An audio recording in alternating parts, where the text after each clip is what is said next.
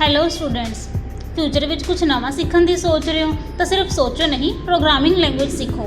Programming ਸਿਰਫ coding ਦਾ ਹੀ ਨੇਮ ਨਹੀਂ, ਇਹ ਤੁਹਾਡੇ ਡ੍ਰੀਮਸ ਨੂੰ ਰਿਐਲਿਟੀ ਬਣਾਉਣ ਦਾ ਵੇ ਹੈ।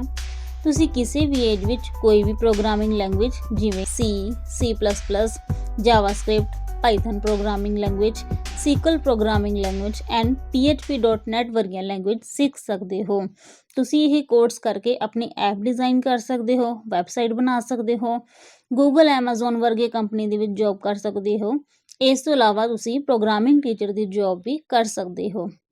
ਕੋਡਿੰਗ ਤੁਹਾਨੂੰ problem solving skills, computational thinking, digital literacy, career building skills, encouragement, confidence and communication skills ਵੀ ਸਿਖਾਉਂਦੀ ਹੈ। ਸੋ ਵੇਟ ਕਿਸ ਗੱਲ ਦੀ, ਜੇ ਤੁਸੀਂ ਵੀ ਪ੍ਰੋਗਰਾਮਿੰਗ ਲੈਂਗੁਏਜ ਸਿੱਖਣਾ ਚਾਹੁੰਦੇ ਹੋ ਤਾਂ ਵਿਜ਼ਿਟ ਕਰੋ Smartech education computer institute. For more information contact us on given number.